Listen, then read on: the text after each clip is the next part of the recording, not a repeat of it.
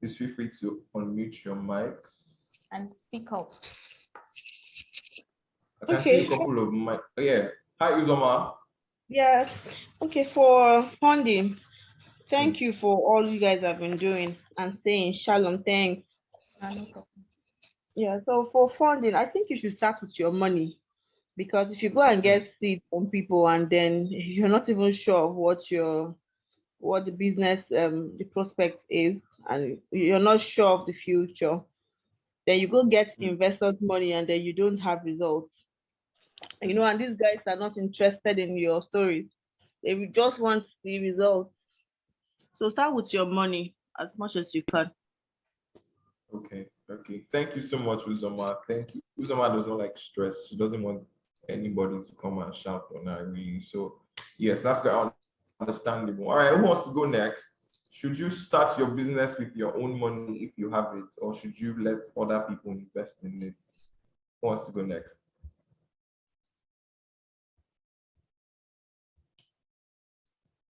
I can see mics getting unmuted though.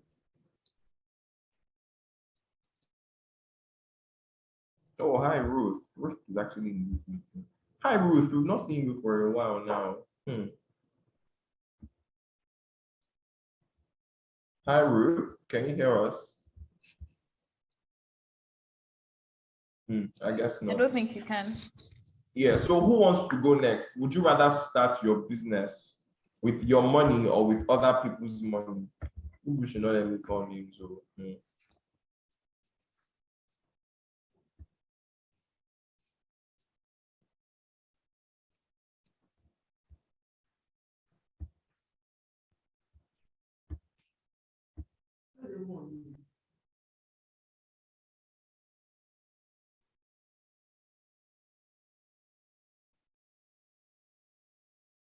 Hello? Can you hear me now? Yes, we can, sir. Okay, fantastic. Good evening, everybody. Good evening. Okay, I like to go the other way when people are going one way. So I want to say I'll take investors fund to start my business. Now I'll do that because before I will get to the stage of requiring money to venture, I would have done research about the sector I want to go in. And there's something about passion. There's something about passion when venturing. We don't need to know everything about the product before we venture. But when we have that passion, I think it will help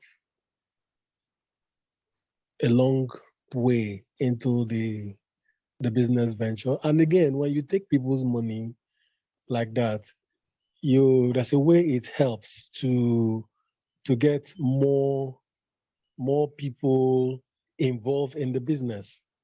Now, when you take people's money, you can take people's money from diverse fields. You can take an accountant's money that will help you with your books. You can take money from a sales expert that will tell you, hey, teach you how to study trends, teach you what the market is saying. You take money from people from different fields, and all of them become stakeholders in the business, and they bring their expertise to the table. And at the end of the day, come on, they say two good heads are better than one. At the end of the day, they want to protect their interests, and in the end, everybody is happy. The money will not just go down the drain like that. Accountability is higher when you work with people's money. Let me leave it at that for now, while we listen to others. solid. That's actually very, very solid stuff. Thank you, great. Thank you. I think I actually lost the call somewhere in the middle. All right. So does anybody want to go? So I say what I would do if I were to start a business. Anybody else? I think we're running out of time. So personally, right, the book actually says use seed funding, right? Use other people's money, right? And I think I would actually do that. Why? Because, like Great said, the level of accountability, if it's my money, I know that, okay, this particular project might be 20% I predicted this with 20% accuracy, I'll still try and venture when I know that, okay, oh, I might not get maximum returns for this thing, but because it's my money, I'm like, I'm just exploring. Let me just try. But then if it's other people's money, you get more conscious of the way you spend. You get more deliberate in, results that you want to get, right? So the book actually says, bootstrap, yes, use your money, of course, but then allow people to invest. And like what Great said, you have to let people from diverse backgrounds also come in so that you're not just, fixed in one spot. Yeah, so that's the funding corner. Over to you, Shalom. Thank you so much for that. Thank you for everyone that contributed. Really, you gave such powerful contributions and different opinions that just told us how people actually think and what we should actually do. Really, now we are going to just move on because we are running out of time. We have built our engine. We have built our vessel. We have built our wings. We want engine. Our engine is the one that would power the plane, would make that buzz, they give it enough power for it to launch from the ground. And what would that be? What would that be actually? What would be that powerful source that would take our products from just being a product, from just being an idea, to something that is seen every household, in schools, in offices, everywhere that you think your target audience would be in? And that would just be put it in the hands of the right people. It's very extremely important. A lot of people will be like, oh, my product will get there as long as I'm maybe working on my social presence, maybe on Instagram, tweeting properly, I'm doing this, I'm doing that. That's very good. Please do that. Because with the age we are in, a lot of people will actually, first of all, check your Instagram page. And I know I do this before I think something is legit. I would go check their Instagram page, check what they are doing, check their socials, check their LinkedIn, and make sure that they're actually legit. That's why it's very important that you also build your social image, but put it in the hands of the right people that will make people be drawn to have that reason to actually go and look on your socials. And that would mean that maybe during the launch, I'll give an example. When Instagram, the two founders actually invited influencers and journalists and a lot of people who were basically powerful people in the network, in the online kind of things at that time. And then when they tested out this product, if you liked it, they gave you an opportunity to maybe write about it on your page or talk about it on your platform, really. And that is what creates that buzz. Okay, I was looking for maybe a little product such as for example, I keep on using my example. Someone who wants to look for people who are maybe fitness influencers. This woman that acted in what they call it, Blood Sisters. I know she's very particular about the things she eats. She's very particular about her fitness. She puts it in the hands of those type of person, and it may cost you money. It may cost you a pretty penny, but people would see it. Because once people try it, and that is why it's very important also to make a good product. If you are going to do it well. Because once people try a product that is done well, they will come back. It's not a one-time thing. And once they come back for it, they'll obviously share it with people. And after that buzz, that initial buzz you have created, it's word of mouth that's just going to carry you through the extra steps and extra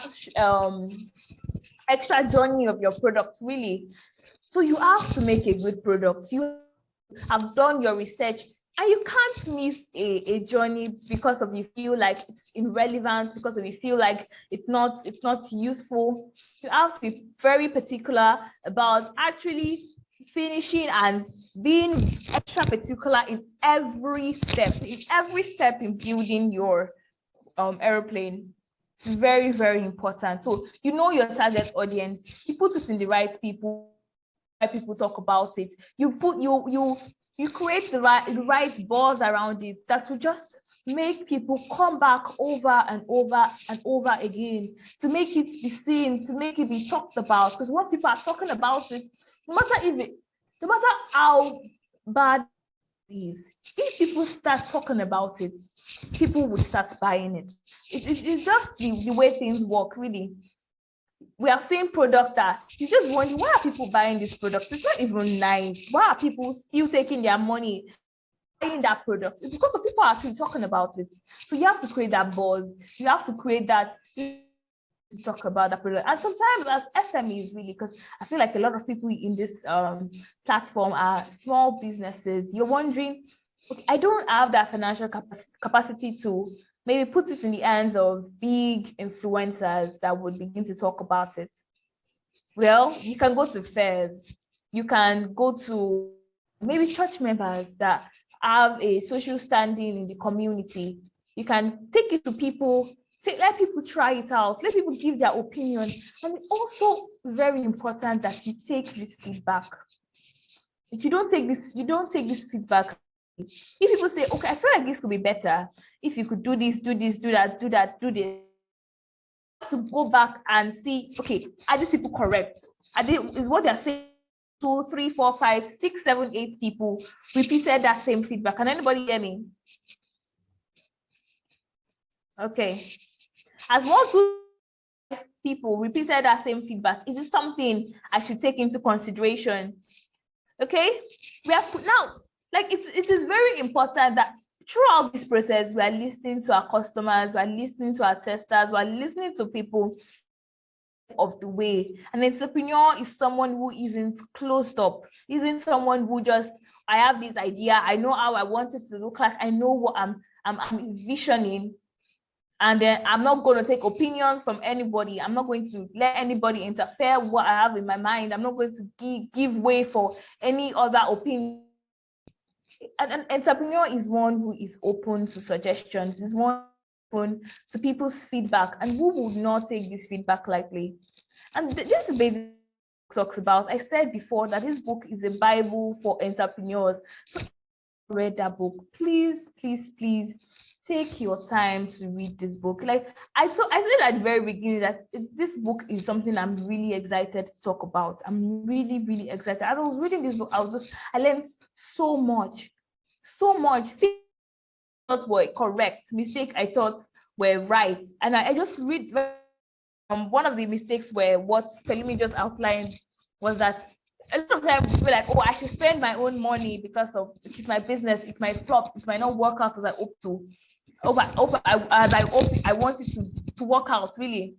But it's telling us that it's better for you to use people's money because it creates that sense of accountability, that sense of, okay, now it's not just me being involved in this project. A lot of people's money are involved also. Does anybody want to contribute? Hello?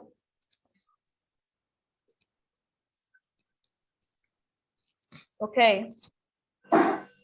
Ma, do you want to contribute? Do you want to say something? Okay, I think that's just my mic basically came on. Okay, so this is what the book is basically about. We reviewed How I Built This by Guy Raz, and we started with a saying that says that starting a company is like throwing yourself off a cliff and assembling a plane on the way down. We assembled that plane by saying that we built the vessel is the product. And how did we build this vessel? We made our research, we had the first, made our research, tested the product, and then we assembled our wings. Our wings are the strategies. How are we going to position ourselves? What is our story behind the product? What makes us unique? And how do I position myself in such a way that I am not a threat to customers before I establish myself in this industry, in this market? Where can I be seen? How can I be seen by my target audience? We then decided to turn on the jet. We needed to turn on to create the engine. And the engine is putting the product in the right hands, putting the product in the community, putting the product in the hands who talk about it, who would basically create the buzz. And I said also that it might cost a pretty penny, it might cost us, it might drain us, but at the end, it will be successful. I will just leave and my co-host will take over with this saying that Guy Raz actually said something in the book that a lot of people, entrepreneurs, successful entrepreneurs in particular, and they just think that, oh, the ad is easy. They started this product, they had this idea, and then boom, they became successful. It's never happened like that. If it happened like that, I think you should investigate that person. That person's probably used juju or something, or one white powder from the Baba in the village, because of it never happens like that. So yes, follow me, please take over. Yes, sir. All right, thank you so much, Shannon, for your wonderful contributions. Right, a couple of messages in the chat box. There's even a question, and we're all going to answer that question, okay? But before that happens, I'm going to invite my colleague, Bingpe. So Bingpe is actually going to tell us something very, very important. If you're a business executive, CEO, business-oriented person, you need to listen to this. So over to you, Bingpe. Hi guys, good evening. Good evening, everybody.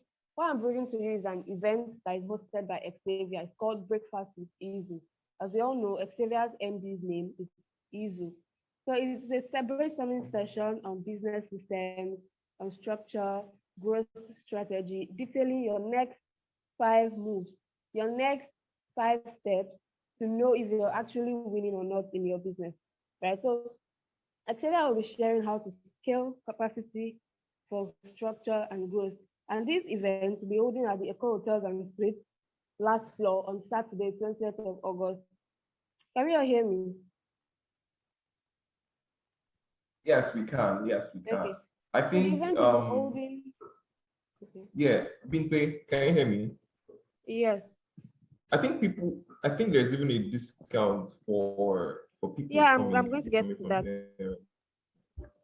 Okay. Right, so it's holding on Saturday, the 20th of August, and it will run from 8:30 a.m. to 1 p.m. And it costs just 55,000 naira. But there is a 20% discount for a management team above 3. So if you want to come with your team, you're about 5, about 6, there will be a 20% discount for you guys. So a number will be dropped in the chat box. Contact the number to book a slot for this event. I'm looking forward to see everyone there, everyone that wants growth, everyone that wants structure in their business. Enjoy the rest of the session. Thank you.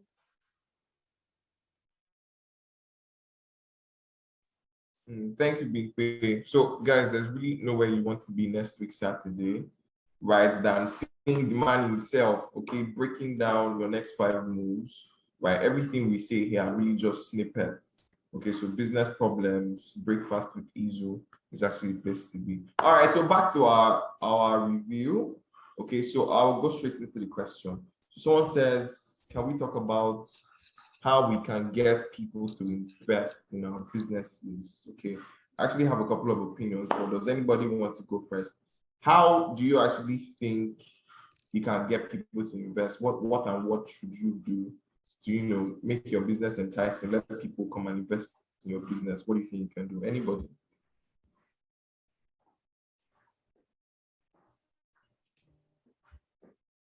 Does anybody want to unmute that mic to advise us on how to get investors to put money in whatever businesses that will be starting? Okay, can I try? Definitely. Okay, fantastic. Now I want to use my experience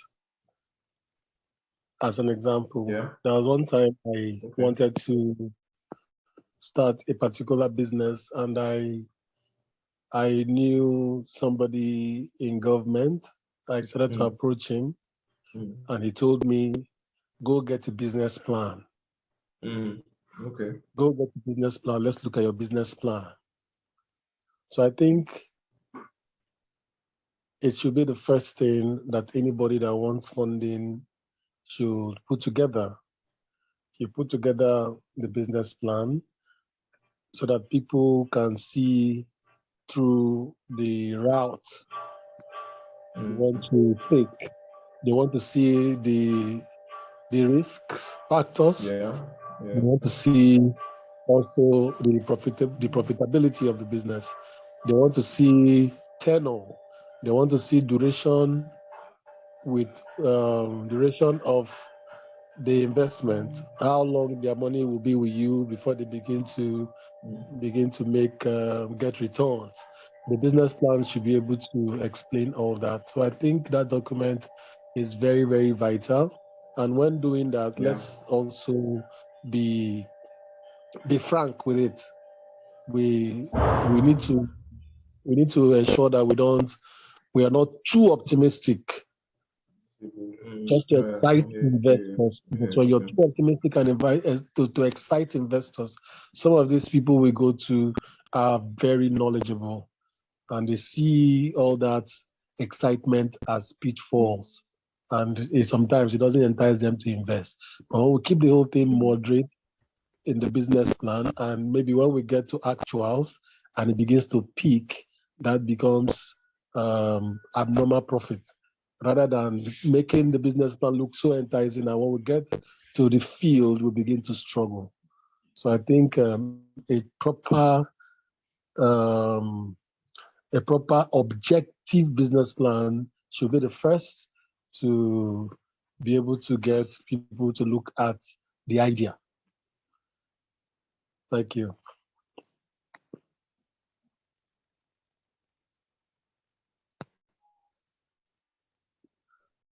Thank you so much, sir. Thank you so much, sir, for that. I think we lost Pelumi. Oh, Pelumi, are you still there?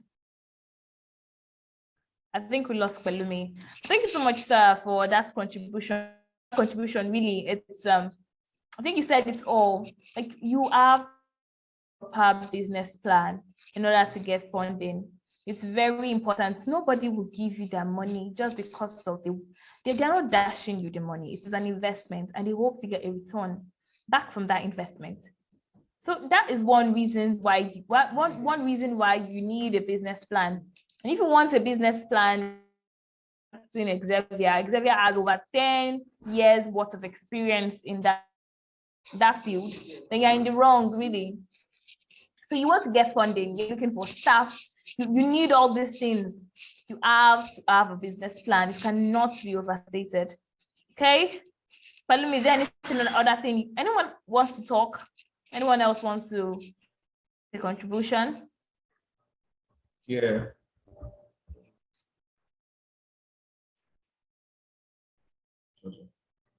Hello, Palumi. Can you guys hear me? Am I audible? Yeah. Can you hear me? Yes, you are.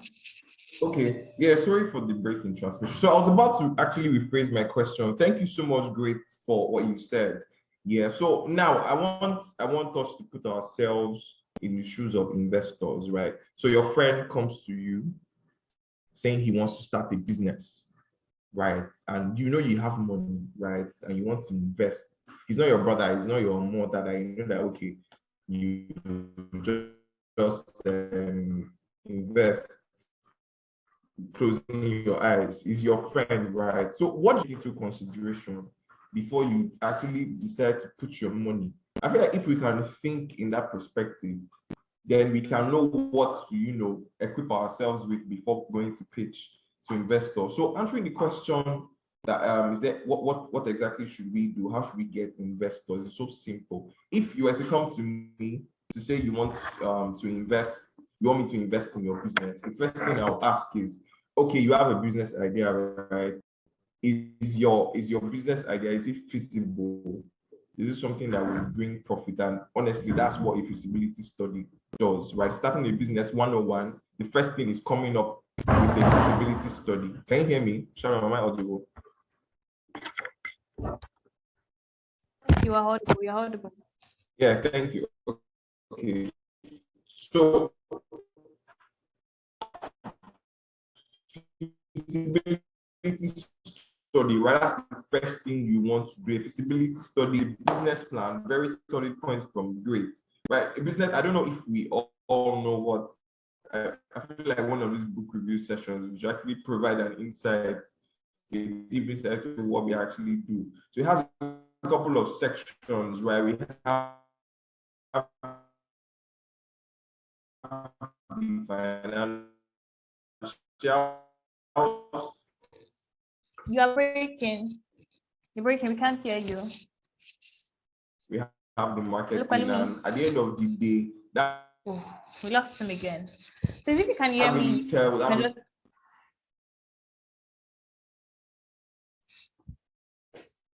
Hello, Palumi. Are you there?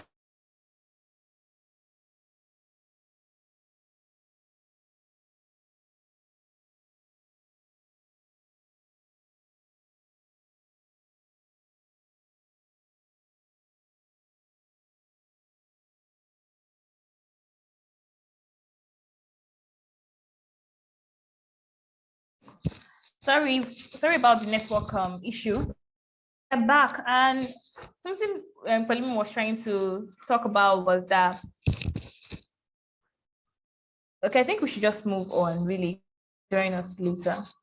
Okay, so we're saying something about how we are looking to get funding, we're looking to get this, we're looking to get funding really, which is like the bedrock, the foundation of every business. No business would operate without money. I don't know what you're using these days, but it's money everybody is using, and it's very, very important.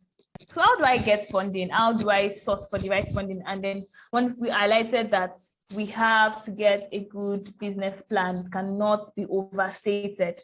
Okay, we also highlighted that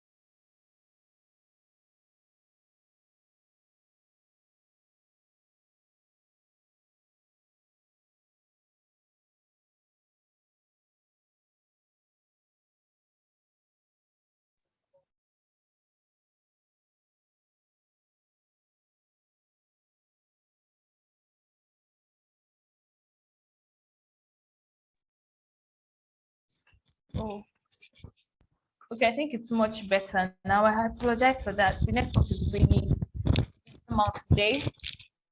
This is the end of the book review, and we want to thank everybody that joined us today. We want that we do not take this for granted. And if you have not listened to the recording of the last book review, because you notice that I made reference to it over and over and again, and that means you need to listen to it. This is such an insightful section that you don't need to miss. Also, don't forget that we'll be having breakfast with Izo. It's such breakfast with Izo is something that I'm actually looking forward to, because of if you're someone who has talked to Mr. Izo or have had that relationship with Mr. Izu, you understand the type of man he is.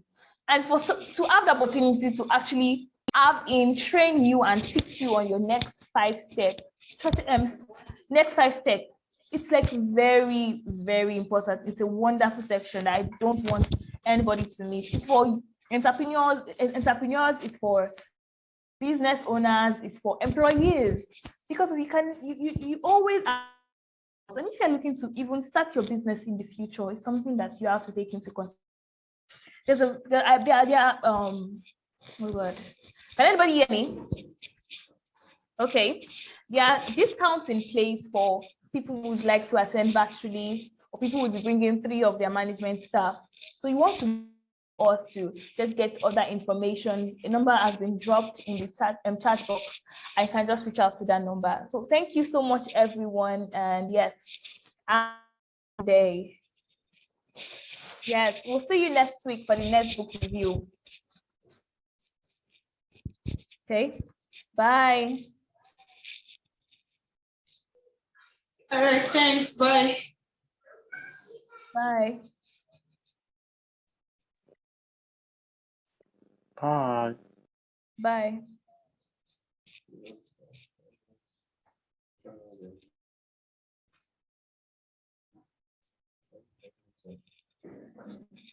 Okay.